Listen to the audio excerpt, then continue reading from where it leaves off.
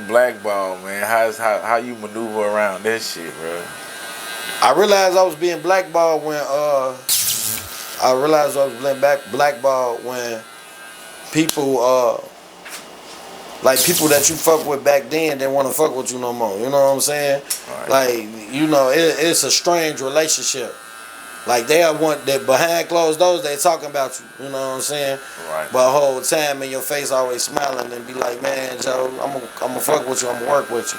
But you hit them up on the internet, and the internet tells you a lot. Right. You hit them up on the internet. You know what I'm saying? Your niggas' relationship is based internet wise. Yeah. So like, you know what I'm saying? You will read my status and look at me and know who I am and not reply back.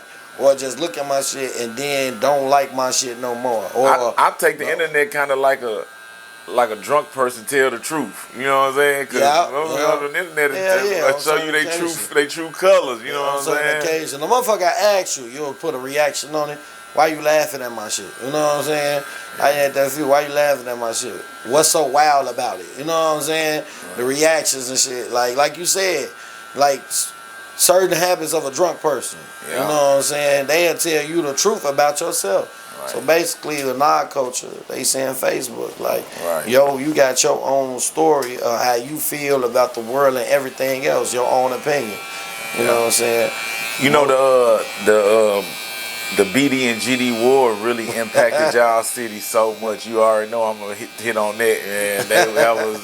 It was like, you know, DJ Academic captured that war in Chirac, and I already know, man. Yeah, cornball Jamal, man. Cornball as hell, bro. Everybody's, man, DJ Academic, I feel like he don't even got the right to even speak on that shit because he don't come from that. He doesn't even understand what that really is, and he kind of made those people out to be characters, like a video game. And the way I don't like how he comedy view, you know what I'm saying?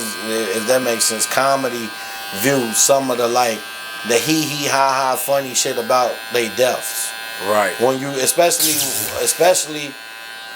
shorties and youth that you grew up with, you know what I'm saying? Right. Like, you know,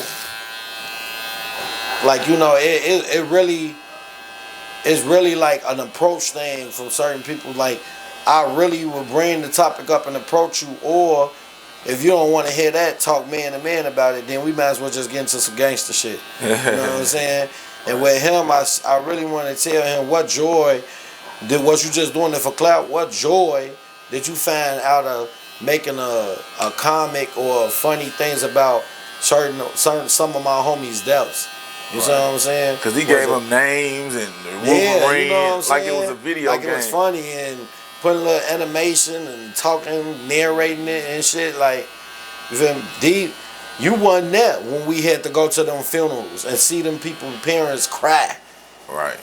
They child is gone, bro. You know what I'm saying? Never see their child again that they brought in this world. Yeah, you right. It might not been always peachy and cream with them and shit, but it's not a joking situation. Nah, it is not. It is not. It's definitely serious, and them brothers take that serious, bro. Exactly. And that's like a prime example. Like I'm not both sides. You know, both sides fuck with me. You know, all sides fuck with me and shit, but.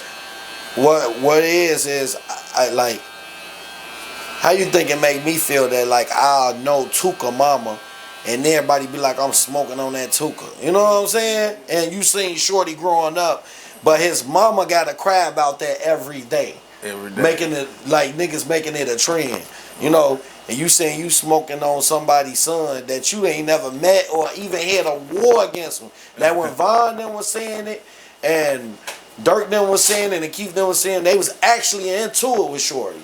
So I understand, you know what I'm saying?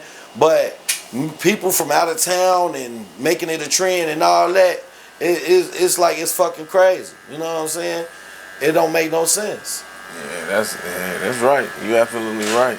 Did you ever rotate with Von? Did you ever bump into Von? Did you know him personally or? I never met Von, but I always knew Dirk. And Dirk's father is my best friend. He actually a Muslim, so I work at the center I worked at the center on the south side called the Iman Center, and Big Dirk always, been there.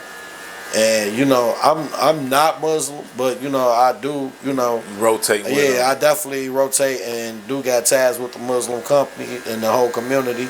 Them are my people too. So, much love to them. And Big Dirk is a Muslim, so he always, man, what's going on? He with looks you like and my he's a son? wise man. He looked like he's a very wise man. What's going on with you and my son? Nothing, man. I mean, right.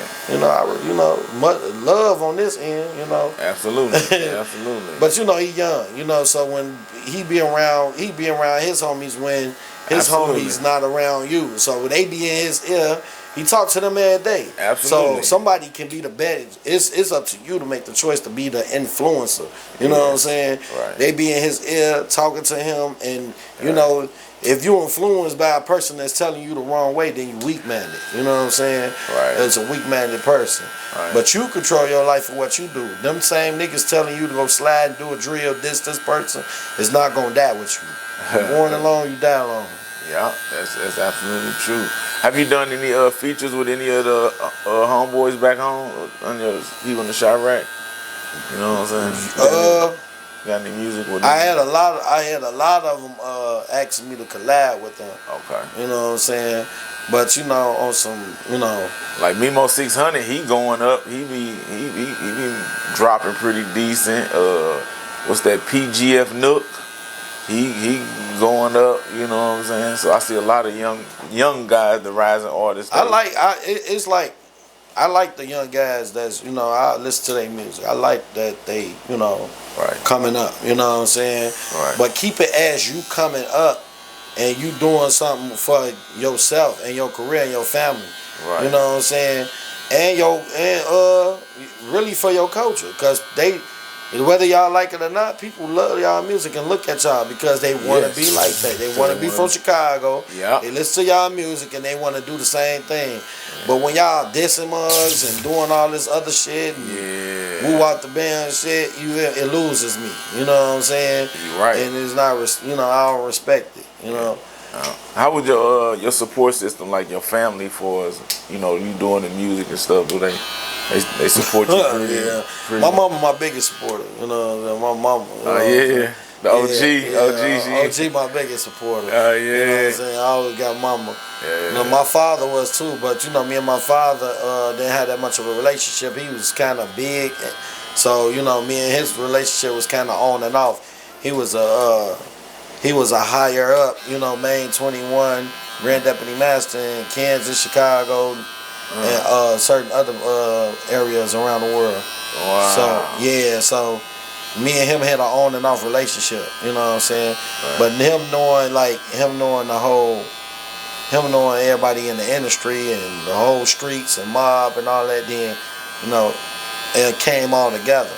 Right. Do you feel like it's pressure by being the son of somebody prominent like that? Do you feel like it's kind of a little pressure on you to become somewhat as iconic as him? Or even though I know you your own man and you got your own, you know what I'm saying, but do you ever sometimes feel a little pressure? I don't want to say, well, he'll probably be that nigga. If he was a nigga, you ain't surpassed me.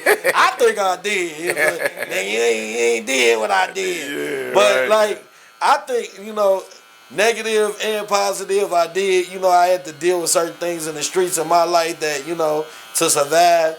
But on a positive note, I told him, Dad, when we had our arguments, I was like, it was like I seen, I watched Floyd Mayweather documentary and tape, and he was arguing with his dad, you know what I'm saying? So it made me think of me, of saying Dad, I took over 100,000 people in Chicago and led the march for Dr. King without nobody getting shot or killed. You know what I'm saying?